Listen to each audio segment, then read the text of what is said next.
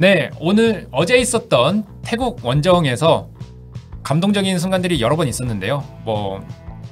이강인 선수가 돕고 손흥민이 골을 넣어서 둘이 서로 포옹을 한다든지, 아니면 손흥민 선수가 그 대한축구협회 카메라에다가 웰컴백 준호라고 해서 손준호 선수가 중국에서 돌아온 것을 축하해 준다든지, 이런 여러 감동적인 순간들이 있었는데 이 장면을 또 빼놓을 수 없겠습니다. 네, 박진섭 선수가 득점을 기록한 장면, 또 하나의 인간 승리 스토리를 쓴 장면이 굉장히 큰 인상으로 남았습니다. 이날 후반 시작하자마자 교체로 들어와서 좋은 활약을 보여줬고, 코너킥 이후 상황에서 김진수가 올린 크로스를 김민재가 머리로 떨궈놨고, 이 떨궈놓은 것을 박진섭 선수가 마무리를 하면서 A매치 6경기 만에 데뷔골을 기록했습니다.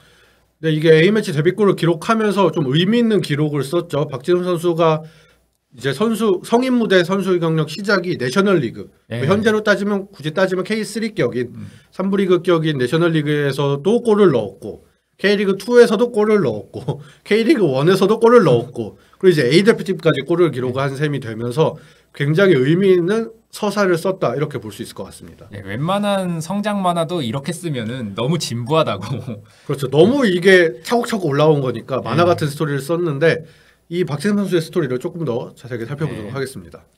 네, 박진섭 선수가 아까 말씀드렸듯이 하부 리그부터 차례대로 단계를 밟으면서 성장한 선수인데요. 박진섭 선수가 사실 2017년에 프로팀 입성을 시도를 했습니다만 실패로 돌아갔습니다. 그래서 프로팀에 입성하지 못하고 내셔널리그에 있던 대전 코레일에 입단을 하게 됩니다. 내셔널리그는 이제 실업리그였고, 당시에는 이제 승강제가 없긴 했지만, 이제 이후에 이제 내셔널리그랑 이렇게 겹쳐지면서 K3리그가 출범했고, 또 K3가 사실상 3부 리그 격의 역할을 한다고 생각을 했을 때 3부 리그에서 출발을 했다라고 볼 수 있죠. 그렇죠. 근데 3부 리그부터 출발을 해서 한 단계 한 단계씩 걷어 올라왔습니다. 2018년에 안산 그리너스에 입단을 했거든요. 안산 그리너스가 K리그 2에 있었던 구단이고 지금도 K리그 2에 있는 구단인데, 안산 그리너스에 입단을 하면서 프로 무대를 처음 밟게 됐습니다. 그리고 안산에서 2시즌 활약을 한 다음에는 기업 구단으로 옮겼습니다. 안산 구단은 시민 구단이었고, 그쵸. 기업 구단으로 새 출발해서 승격 도전에 나서는 대전 하나시티즌이 영입을 하면서 대전 소속으로 이제 도전을 이어가게 됐죠. 그래서 대전에서도 주축 선수로 활약했고, 특히 의미 있었던 건 2021 시즌에 K리그 2 베스트 11에 선정이 될 정도로 좋은 활약을 보여줬습니다. 또 2021 시즌 베스트 11에 올라가기까지 또 얼마나 노력을 많이 했겠어요. 근데 또 여기서 한 발 더 나아가서 대전에서 베스트 11에 선정되고 나서 2022년에는 고향팀이자 K리그 최고 명문 중 하나인 전북 현대까지 입성을 하게 됩니다. 네, 전북 현대 입성하면서 사실 아무리 이제 K리그 2에서 좋은 활약을 보여줬다고 해도 전북 현대는 K리그 1에서도 상위권 팀이잖아요. 그쵸. 그래서 쉽게 적응할 수 있을까라는 걱정 시선도 어느 정도 있었던 건 사실이지만, 보란 듯이 이적하자마자 심지어 본인 포지션도 아니었어요. 물론 이제 좀 수비형 미드필더 위치로 뛰고 3백의 수비수 역할도 소화해본 적이 있긴 하지만, 포백의 수비수 역할까지도 포지션을 변경해서 소화를 하면서 좋은 모습을 보여줬고, 이적 첫 시즌에 K리그 1 베스트 11까지 올립니다. 그렇죠. 2년 연속으로 K리그 2 베스트 11, K리그 1 베스트 11. 근데 그게 또 2021년에는 미드필더로 올라가고, 그렇죠. 2022년에는 센터백으로 올라가고. K리그 2에서는 미드필더로 말씀해 주신 것처럼 K리그 1에서 수비수로 전환해서 수비수로 베스트 11에 올라가면서 말 그대로 착착착착착 성장하는 단계를 보여줬습니다. 그러면서 지금까지 3시즌째 전북 현대 주전 선수로 활약을 하고 있습니다. 여기서 그치지 않고 이제 전북에서 주전에 활약한 것을 바탕으로 2023년부터는 대표팀 경기에도 나서고 있는데, 처음에는 A 대표팀 경기는 아니었고요. 지난해 항저우 아시안게임에서 와일드카드로 선발돼서 경기를 치렀습니다. 사실 이 아시안게임 대표팀 선발도 조금 의미가 컸던 게, 박진섭 선수가 청소년 대표 경력이 사실 어지간한 프로 선수들은 한 번씩 있기 마련이거든요. 있는 선수들이 적지 않거든요. 근데 박진섭 선수는 청소년 대표 경력도 없었는데 아시안게임 와일드카드로 선발되면서 처음으로 태극마크를 달게 됐습니다. 그래서 아시안게임에서도 좋은 활약을 보여줬죠. 동생들을 잘 이끌고 최후방을 든든하게 지켰고, 그래서 이제 로테이션 과정을 조별리그 3차전 제외하고는 결승전까지 6경기 선발 출전을 했습니다. 그러면서 금메달까지 목에 걸었습니다.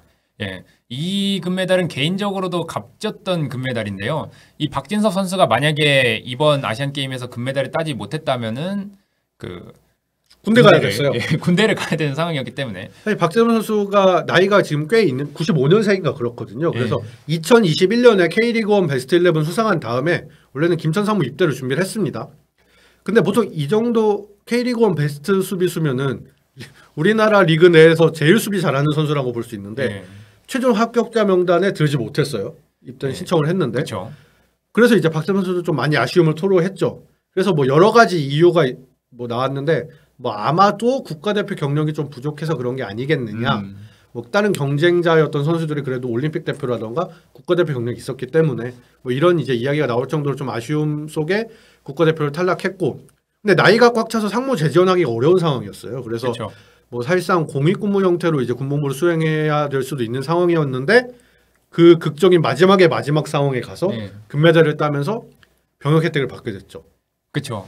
그래서 사람들이 농담 반 진담 반으로 만약에 금메달을 못 땄으면은 K3, K2, K1 갔다가 K4로 그렇죠. 갈수 보통 있다. 이제 공익근무 요원으로 만약에 복무를 하게 된다면 이제 K4에 입단하는 형태로 이제 할 수 있으니까 뭐 그런 식으로 해서 K4까지 정복을 하는 게 아니냐라는 이제 우스갯소리까지 나왔었는데 박지성 선수가 극적인 순간에 황선홍 감독이 또 대전 시절에 인연이 있었거든요. 그래서 박지성 선수의 그렇죠. 능력을 알고 있는 감독이었고 또 박지성 선수를 이제 뽑을 때 또 백승호 선수도 마찬가지였고 황선홍 감독이 좀 간절함 같은 걸 많이 이야기를 했거든요. 이 선수들이 간절한 선수들이니까 더 좋은 모습을 보여주지 않겠느냐에 대한 기대가 있었는데 실제로 아시안 게임에서 제 몫을 톡톡히 했고 든든하게 지켰고 금메달까지 목에 걸면서 좀 해피엔딩을 거두게 됐습니다.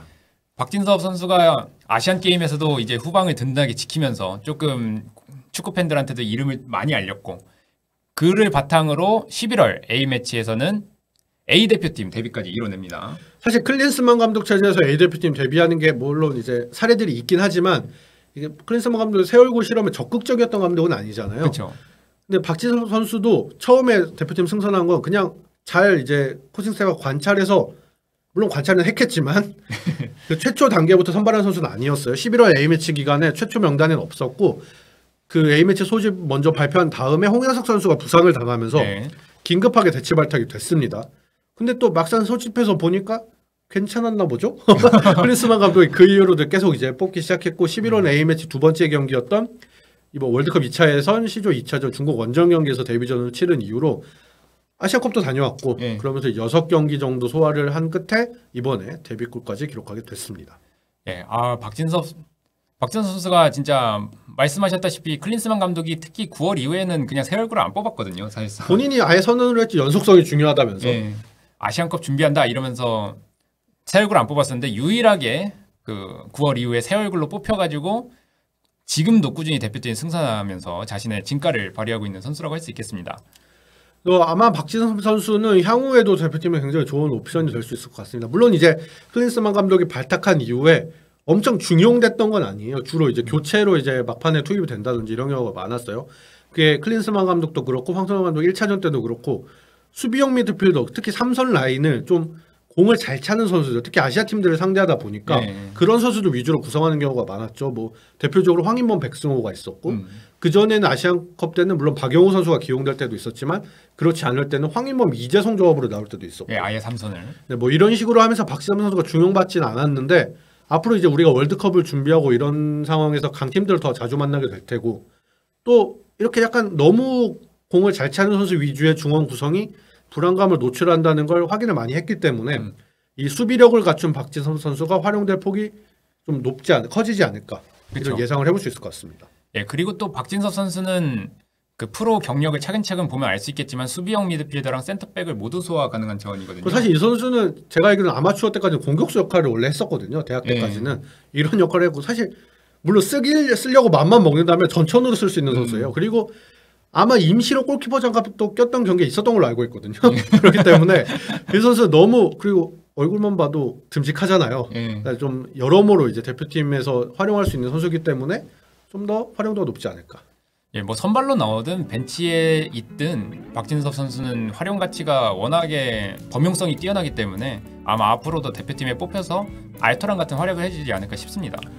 네, 뭐 이런 스토리 있는 선수들이 스포츠에서 굉장히 보기 좋고 이야기거리가 되잖아요. 박진섭 선수도 앞으로 대표팀에서 또 소속팀에서 좋은 모습을 보여줬으면 좋겠습니다.